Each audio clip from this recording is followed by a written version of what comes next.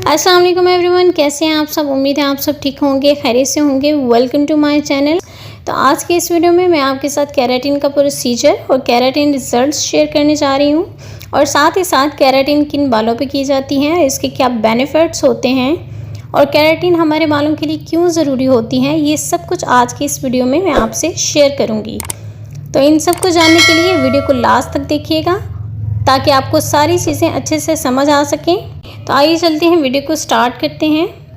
तो जी, सबसे पहले आपने क्लाइंट को वॉश यूनिट पे ले जाना है और उसके बालों को अच्छे तरीके से वॉश कर लेना है। मैं यहाँ पे जो केराटिन यूज़ करने जा रही हूँ वो इफोरा के केराटिन है। इफोरा का जो स्टेप 1 है वो प्योरीफाइंग शैम्पू है। आपने इस शैम्पू को अच्छे तरीके से बालों पे लगा लेना है। सारे बाल कवर होने चाहिए, बालों को ऊपर से लेकर नीचे तक, नेक के नीचे तक आपने अच्छे तरीके से लगा लेना है और उसको अच्छे तरीके से मल मल के धोना है। हेयर्स जितने अच्छे वॉश होंगे, आपका जो क्रीम है वो बालों के अंदर बहुत अच्छा जो है अब्जॉर्ब होगा। और बेसिकली जो होता है केराटिन में आपकी क्रीम का ही सारा प्रोसीजर होता है, आपने उसी को ही बालों के अंदर तक अब्जॉर्ब करना होता है।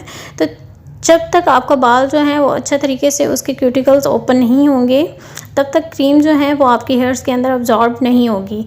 तो जो फर्स्ट स्टेप है प्योरीफाइंग शैम्पू का, वो आपने बहुत ही अच्छे तरीके से उसको वॉश करके उसके क्यूटिकल्स ओपन करने हैं अपने हेयर्स के, ताकि जो भी आप क्रीम बाद में यूज़ करें वो आपके बालों के अंदर तक अब्जॉर्ब हो सके।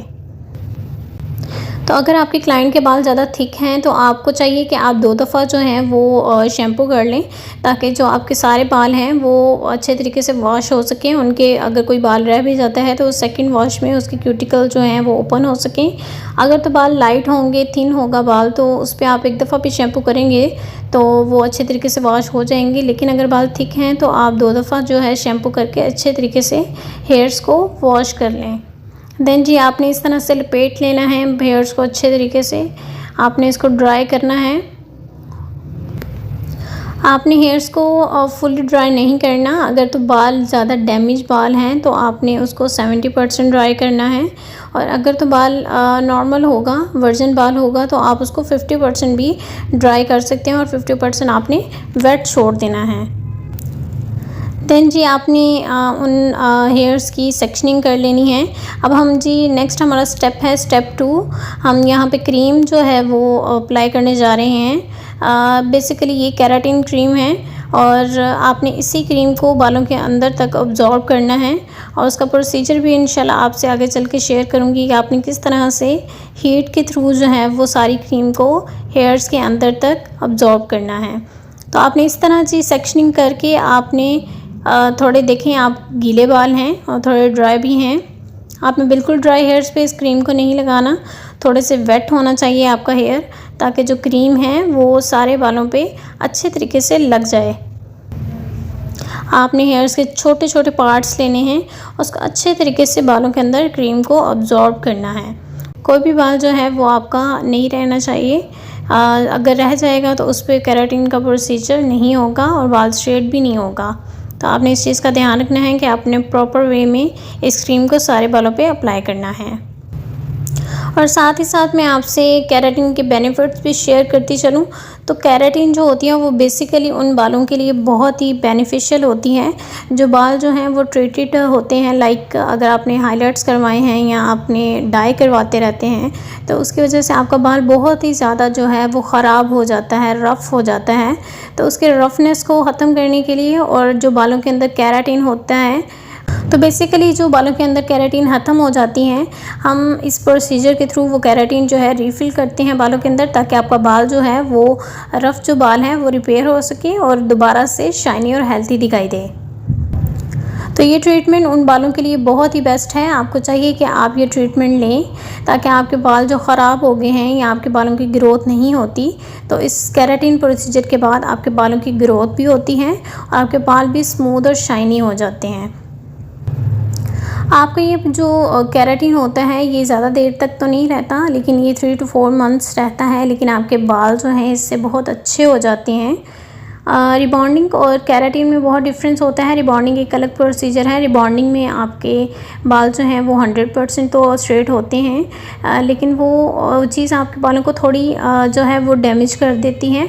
इंशाल्लाह नेक्स्ट चल के मैं आपके साथ रिबॉन्डिंग का प्रोसीजर भी शेयर करूँगी किसी वीडियो में। तो जी इसी तरह से आपने सारे बालों पे जो है क्रीम को लगा लेना है। रूट से आपने 1 इंच छोड़ के फिर ही इस मटेरियल को अप्लाई करना है, रूट्स पे आपने अप्लाई नहीं करना। और सारा अप्लाई करने के बाद आपने इसको कॉम कर देनी है। कॉम करके तो इसको 45 मिनट्स के लिए आपने छोड़ देना है। 45 मिनट्स तक ये जो भी आपने क्रीम लगाई है वो अच्छे तरीके से अब्जॉर्ब हो जाएगी। देन जी आपने 45 मिनट्स के बाद आपने बालों को ड्राई करना स्टार्ट करना है। ड्राई आपने बहुत ही अच्छे तरीके से करना है। कोई भी बाल आपका जो है वो गीला नहीं होना चाहिए, अच्छे तरीके से ड्राई करना है। आपने जैसे आप नॉर्मली वॉश के बाद ड्राई करते हैं, पहले आपने उस तरह से ड्राई कर लेना है हेयर्स को। देन आपने उसकी सेक्शनिंग करनी है। सेक्शनिंग करके आपने जैसे बालों को नीट करते हैं हम विद हीट, उस तरह से इसके आपने सेक्शनिंग करनी है। पहले फ्रंट के बाल जो हैं एयर टू एयर आपने सेपरेट कर लेने हैं और देन बैक से आपने जो है वो एक छोटा सा पार्ट लेना है। छोटा सा पार्ट जो लेना है आपने उसको ब्रश की मदद से और एक ड्रायर की मदद से आपने बालों को अच्छे तरीके से उससे ड्राई करना है। हीट आपने अच्छी प्रोवाइड करनी है। जितनी आप अच्छी हीट देंगे उतना ही आपका मटेरियल जो है वो बालों के अंदर अब्जॉर्ब होगा। अगर आप ड्राई इसको अच्छे तरीके से कर लेते हैं तो आपको फिर स्ट्रेटिंग में इतना जो है वो मुश्किल नहीं होती।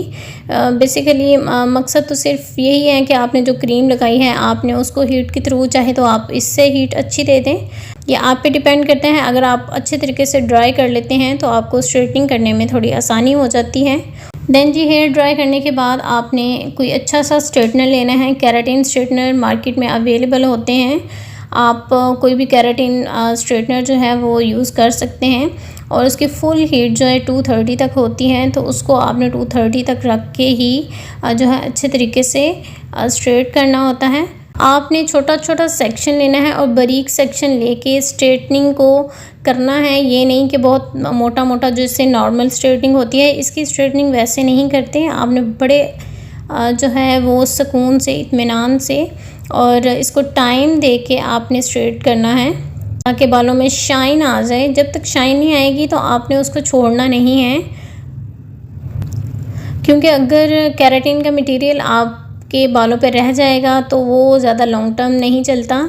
आपको चाहिए कि आप अच्छे तरीके से उसको मटेरियल को हेयर्स के अंदर अब्जॉर्ब करें। होम केयर के लिए आप जो शैम्पू और कंडीशनर यूज़ करते हैं वो इसी ब्रांड का आप कर सकते हैं। 3 और 4 जो इस सेट में हैं वो आफ्टर यूज़ हैं।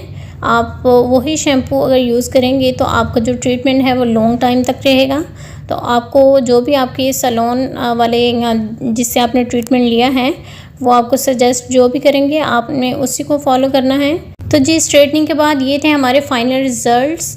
तो आई होप आपको वीडियो अच्छे से समझ आ गई होगी। कोई भी ऐसा पॉइंट नहीं है जो मैंने आपको गाइड ना किया हो। अगर तो आपने मेरी फुल वीडियो देखी है तो इंशाल्लाह आप जो है वो केराटिन बहुत ही अच्छी तरह से कर सकेंगे और आप घर पे भी ये जो है प्रोसीजर कर सकेंगे। आपको किसी किस्म की कोई मुश्किल नहीं होगी। तो ऐसी ही इन्फॉर्मेटिव वीडियोस देखने के लिए मेरे चैनल को सब्सक्राइब कर लें, लाइक करें, शेयर करें ताकि दूसरे भी इस चीज़ से फ़ायदा उठा सकें।